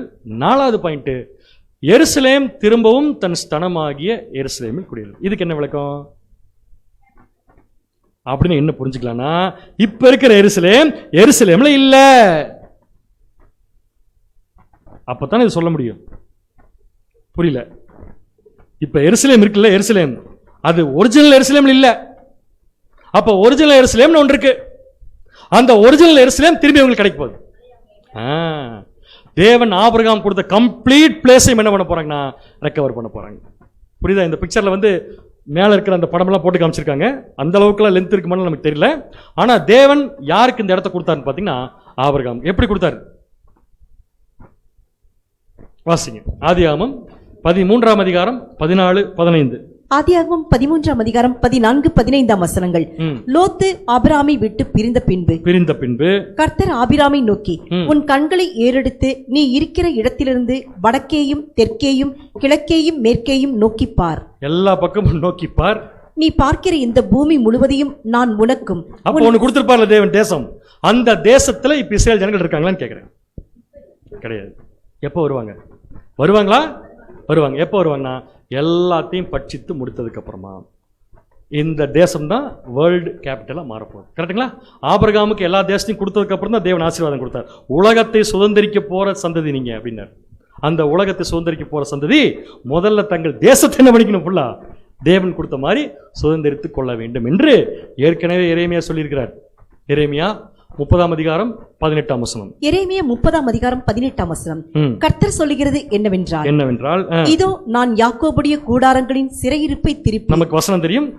எல்லா நாட்டில் இருக்கிற யூதர்களை பூரா என்ன பண்ண போறேன்? நானு திருப்பி தேசத்துக்குள்ள கொண்டு வர போறேன். சிறையிருப்பை திருப்பி அவன் வாசஸ்தலங்களுக்கு இரக்கம் செய்வேன். நகரம் தன் மண் மேட்டின் மேல் கட்டப்பட்டு அரண்மனை முன் போல என்ன பண்ணப்படும் பாத்தீங்கன்னா நிலைப்படும். அப்ப எப்படியெல்லாம் தேவன் இந்த ஜனங்களுக்காக ஆசீர்வாதத்தையும் தேசத்தையும் கொடுத்தாரோ அந்த ஆசீர்வாதத்தையும் முழுசா வாங்கி போறாங்க. அவங்க கொடுத்த தேசத்தையும் முழுசா என்ன பண்ண போறாங்கன்னா சுதந்திரிக்க போகிறார்கள். கரெக்டுங்களா? அப்ப ஒட்டு மொத்தமா இஸ்ரேல் ஜனங்களுக்கு எவ்வளவு பெரிய ரட்சிப்புன்னு தெரியுதா? அந்த ரட்சிப்புல எந்த இஸ்ரேல் ஜனங்களுக்கு முதல்ல ரட்சிப்பு? மீந்திருப்பவர்கள். இப்ப இஸ்ரேல் தேச ஜனங்கள் இருக்காங்களா இல்லையா? இருக்காங்களா? எல்லாம் ஒரே மாதிரி இருக்காங்களா? இல்ல, ஒரு மாதிரி இருக்காங்க. எல்லா ஜனங்களும் இஸ்ரேல் தேசத்தில் இருக்காங்களா? அப்ப வெளியும் இருக்கிறாங்க, உள்ளே ஒரே மாதிரி இல்ல. இந்த ஜனங்களுக்குள்ள யாருக்கு முதல்ல ரட்சிப்பு? இது ரொம்ப சிம்பிளான பதில். வாசிக்கலாம். சகரியா 12ஆம் அதிகாரம் 7ஆம் வசனம். சகரியா 12ஆம் அதிகாரம் 7ஆம் வசனம். தாவீது வம்சத்தாரின் மகிமையும். ஒவ்வொரு பாயிண்டா கொஞ்சம் பிரிச்சு படிச்சுக்கலாம். தாவீது வம்சத்தாரின் மகிமையும், எருசலேமின் குடிகளுடைய மகிமையும். எருசலேம் குடிகளுடைய மகிமையும். யூதாவின் மேல் தன்னை உயர்த்தாதபடிக்கு. அந்த மகிமையெல்லாம் யூதாக்கு மேல போக முடியாது. எந்த மகிமையெல்லாம்? தாவீது வம்சத்தாரின் மகிமை, எருசலேம் குடிய மகிமையெல்லாம் யூதா வம்சத்துக்கு மேல என்ன பண்ண முடியாது? போக முடியாது. ஏன் போக முடியாதுன்னா முதல் ரட்சிப்பு யாருக்குன்னு கேட்டீங்கன்னா வாசிங்க. கர்த்தர் யூதாவின் கூடாரங்களை முதல் ரட்சிப்பார். அப்ப கர்த்தர் எதை ரட்சிப்பார் முதலில்? அப்ப மொத்தம் எத்தனை குரூப் இருக்காங்க இதுல? 4. எப்படி? 3 நாள முடிவு பண்ணிடலாம். 3 தான். யாரு?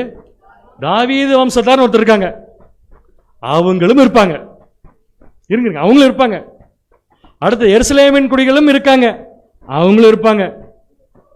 அடுத்தது யூதாவின் கூடாரங்களையும் இருப்பாங்க, அவங்க இப்ப இருக்காங்க.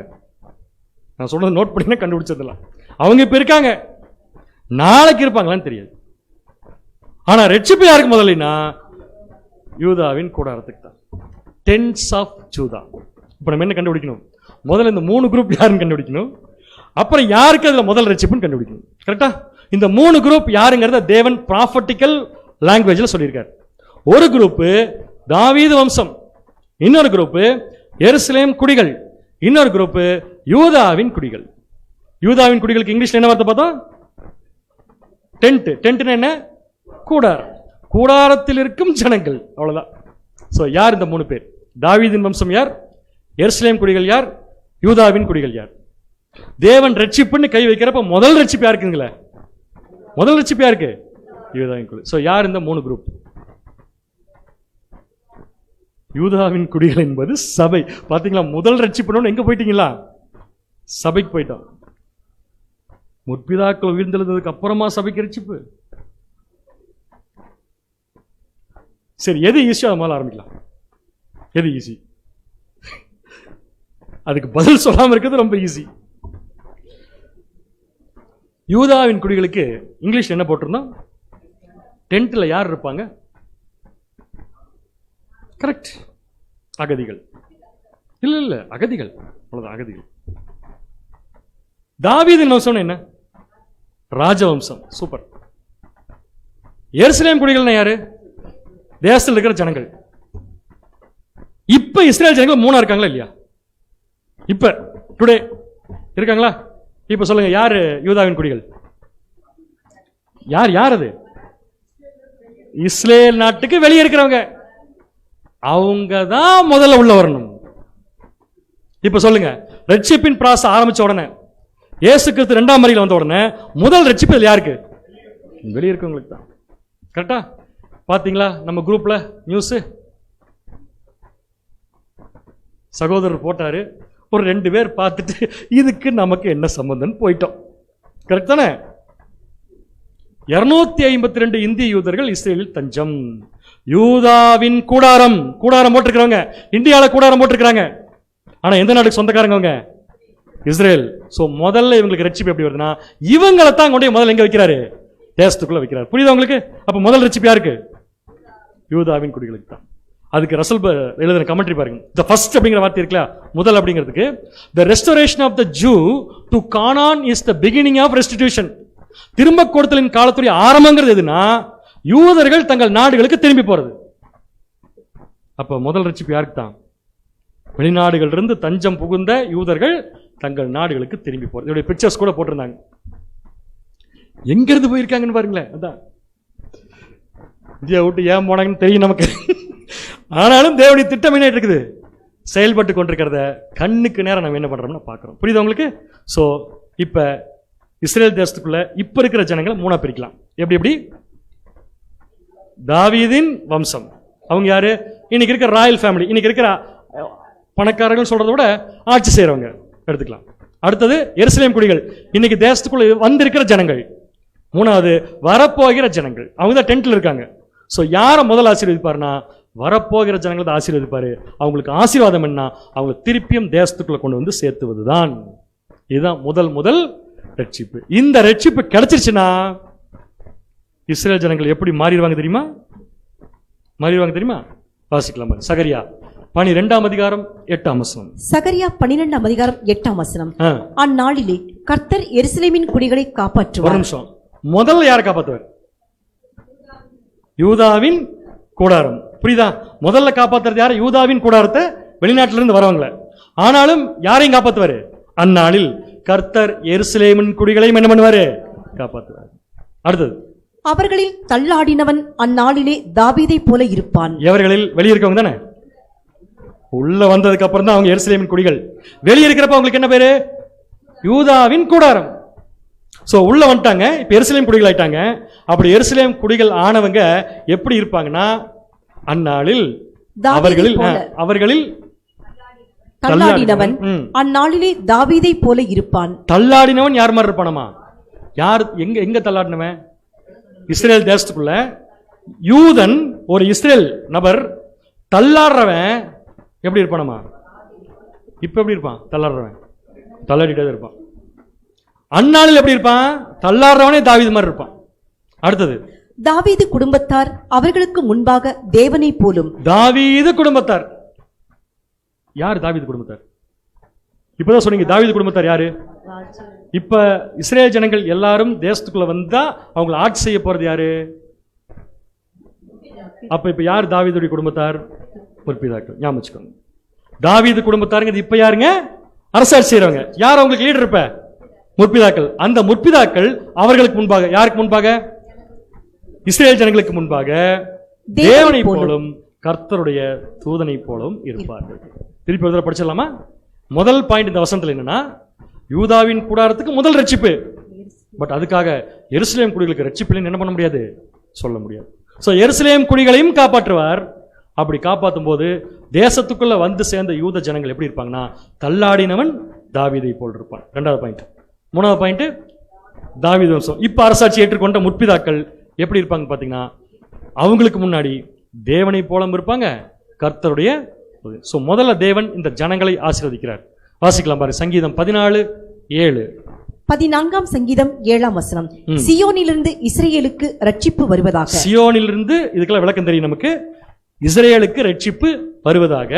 கர்த்தர் தம்முடைய ஜனத்தின் சிறையிருப்பை திருப்பும் போது, அப்ப கண்டிப்பா திருப்புவாரு. அப்படி திருப்பும் போது யாக்கோபுக்கு களிப்பும் இஸ்ரேலுக்கு மகிழ்ச்சியும் உண்டாகும்.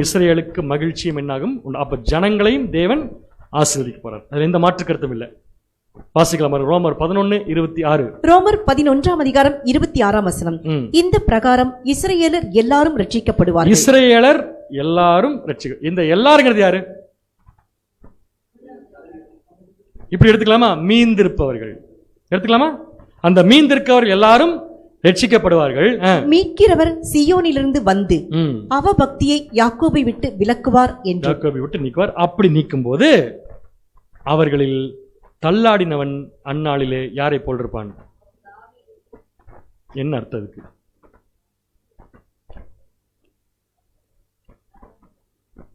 ராஜா மாதிரி இருப்பான். தள்ளாடுறவங்களாம் ராஜா மாதிரி இருப்பாங்க. ஸோ முதல்ல தள்ளாடுறதுன்னு என்ன? இப்போ நம்மளாம் தள்ளாடுறோமா ஸ்ட்ரென்த்தாக நிற்கிறோமா? கேட்கக்கூடாது கேள்வி கேட்டேன். ஒருத்தரால் சத்தியத்துக்குள்ள ஞானஸ்தானம் எடுத்து நடக்க முடியல. இப்போ அவர் என்ன ஆகிட்டு இருக்காருன்னு அர்த்தம்? தள்ளாடிட்டு இருக்காருன்னு அர்த்தம். புரியுதா? சிம்பிளா அவரால் நிற்க முடியல. இன்னைக்கு இஸ்ரேல் ஜனங்கள் நிறைய பேர்த்தால் நிற்க முடியல. ஆனால் மீந்திருக்கிற ஜனங்கள் எப்படி இருப்பாங்க பார்த்தீங்கன்னா, தள்ளாடினவன் கூட அப்படின்னு வச்சுக்கலாம். யாரை போல் இருப்பான்? இப்போ நம்ம கண்டுபிடிக்க வேண்டியது என்ன? தாவீதை போல் இருக்கிறதுனா என்ன? தாவீதை போல் இருக்கிறது என்ன? தாவீதை போல் இருப்பது யோயேல் 3:10.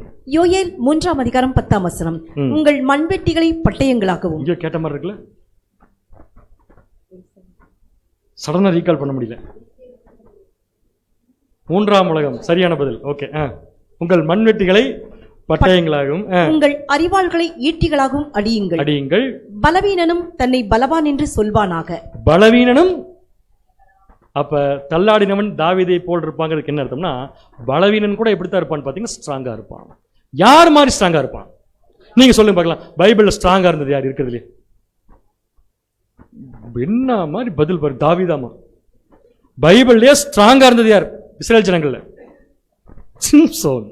S, correct. அப்ப அவர் சொல்லிக்கலாம்ல, அந்நாளில் தள்ளாடினவன் சிம்சோனை போல் இருப்பான். இப்ப தாவீது எப்படி இருந்தார் நமக்கு தெரியும். எப்படி இருந்தா தெரியுமா? ஒரு ஒரு ஒரு போருக்கு போற ட்ரெஸ் போட்டு விட்டா போட்டு நடக்க முடியல, போட்டு விட்டா தள்ளாடுறார். ஒரு ட்ரெஸ்ஸை போட்டு விட்டு தூக்க முடியாம தள்ளாடுறவர் போய் தேவன் ஸ்ட்ராங்கா நிக்கிறவருக்கு எக்ஸாம்பிள் எடுப்பாரா? அப்ப ஸ்ட்ராங்கா நிக்கிறதுங்கிறது எடுக்கிறாருன்னா தாவீது கிட்ட யார்கிட்டையும் இல்லாத ஒரு ஸ்ட்ராங்னஸ் இருந்திருக்கு. அதுதான் எடுத்துக்கணும். அதுதான் இப்ப நம்ம சப்ஜெக்ட் எடுத்துக்கணும். சொல்லுங்க பார்க்கலாம்.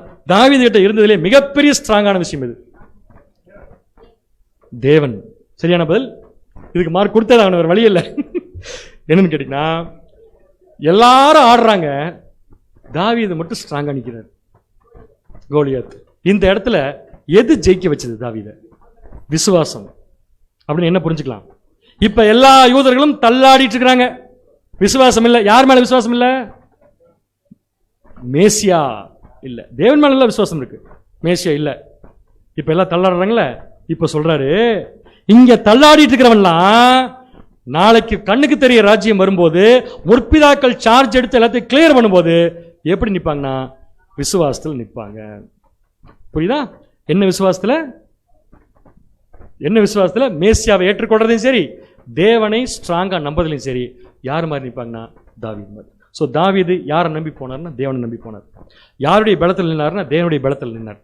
பலசாலிகள் எல்லாம் பின்வாங்கிறப்ப தேவனுடைய பலத்தை நம்பி போனவர் தான் எக்ஸாம்பிள் எடுக்கணும். அப்பதான் கரெக்டா இருக்கும். இப்ப எல்லா பலசாலிகளையும் நம்பிட்டு நம்ம தேவனுடைய பலத்தை விட்டு கொடுத்துட்டோம்னா நம்ம தள்ளாடிட்டு இருக்கோம்னு அர்த்தம். நல்லா யோசிச்சுக்கோங்க. இன்னைக்கு நம்ம தள்ளாடுறோம், ஆக்சுவலா இன்னைக்கு தள்ளாடிட்டு இருக்கிற இஸ்ரேல் ஜனங்களே நாளைக்கு ஸ்ட்ராங்கா நிக்க போறாங்க. யார் மாதிரி? தாவீது. அப்ப அவங்களுக்கு ஸ்ட்ராங்கா இருக்கிறதுனா என்னன்னு சொல்லி கொடுக்குற முற்பிதாக்கள் எவ்வளவு ஸ்ட்ராங்கா இருக்கணும், அந்த முற்பிதாக்களுக்கு சொல்லிக் கொடுக்க போற சபை எவ்வளவு ஸ்ட்ராங்கா இருக்கணும். சொல்லிக் கொடுக்க போற சபை இல்ல, வாழ்ந்து காமிக்க போற சபை எப்படி ஸ்ட்ராங்கா இருக்கணும் அப்படிங்கிறத நம்ம என்ன பண்ணிக்கணும், புரிஞ்சுக்கணும்.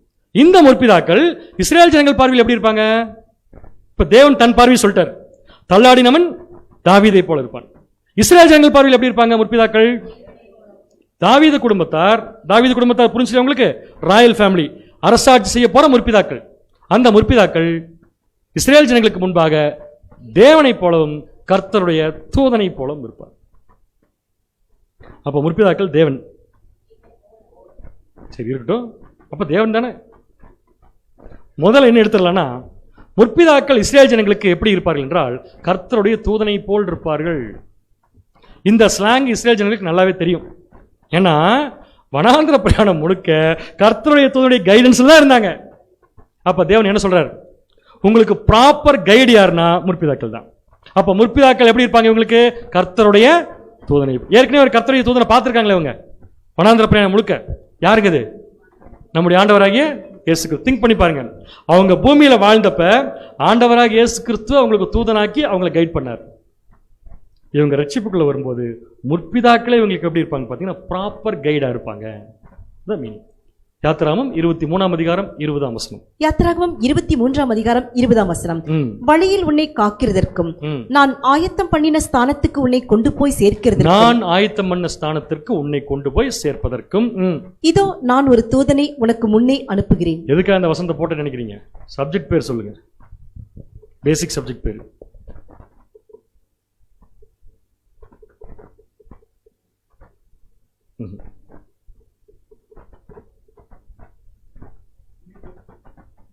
சரியான பதில் திருத்துவம். திருத்துவத்தில் எந்த சப்ஜெக்ட்?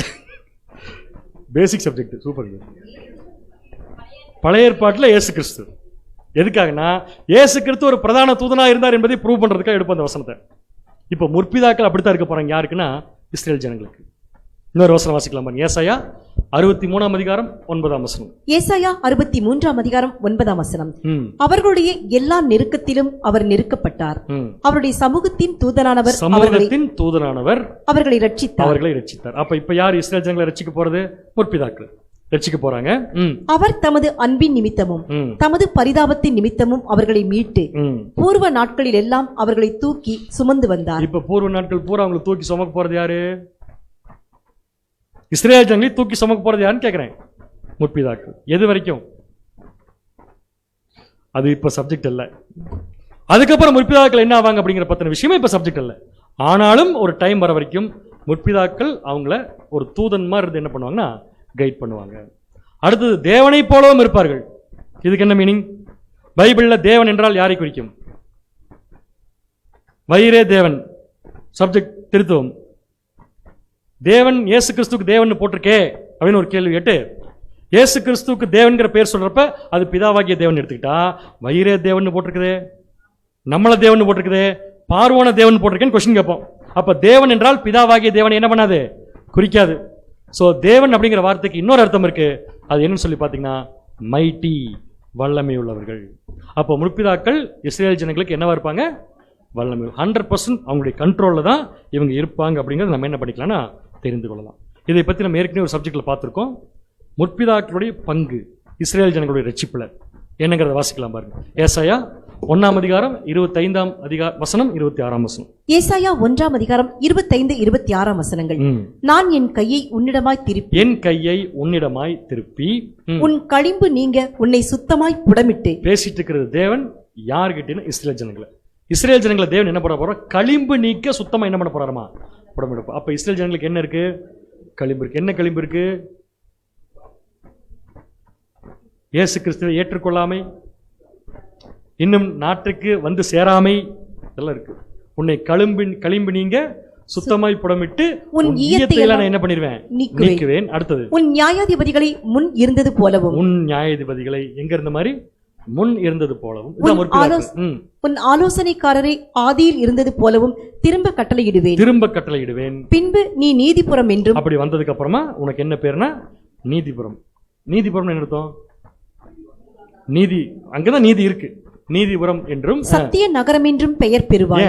அங்கதான் சத்தியம் இருக்கு அப்படிங்கிற பேரை நீ என்ன பண்ணிடுவ? வாங்கிக்குவ. யாருக்குன்னு? உலக ஜனங்களுக்கு. இந்த ப்ராசஸை யார் மூலமா தேவன் செய்ய போறான்னு பாத்தீங்கன்னா முற்பிதாக்கள். புரிஞ்சவங்களுக்கு? ஸோ முற்பிதாக்கள் பற்றின விஷயம் இதோட முடியல. மறுபடியும் என்னதுன்னு பார்த்தீங்கன்னா அடுத்த வருஷத்தில் கண்டினியூ ஆகுது. அடுத்த வாரத்தோட 12ஆம் அதிகாரத்தை நம்ம முடிக்க போகிறோம். அதனால நீங்கள் என்ன பண்ணீங்கன்னா 12ஆம் அதிகாரத்தை மீதி இருக்கிற பகுதிகளை வீட்டில் படித்து கொண்டு வரும்படியாக கேட்டுக்கொள்கிறோம். ஒரு சின்ன அறிவிப்பு, அடுத்த வார வகுப்பு மட்டும் வெள்ளிக்கிழமை கிடையாது, அதற்கு பதிலாக வியாழக்கிழமை. இந்த கிளாஸ் மட்டும், சகரியா வகுப்பு மட்டும் அடுத்த வாரம் வெள்ளிக்கிழமை கிடையாது, அதுக்கு பதிலாக இதே டைமில் வியாழக்கிழமை மாலை நடைபெறும் என்பதை தெரிவித்துக் கொள்கிறோம். தேவன் தாமே நம் அனைவரையும் ஆசீர்வதித்து வழிநடத்துவாராக. ஆமென்.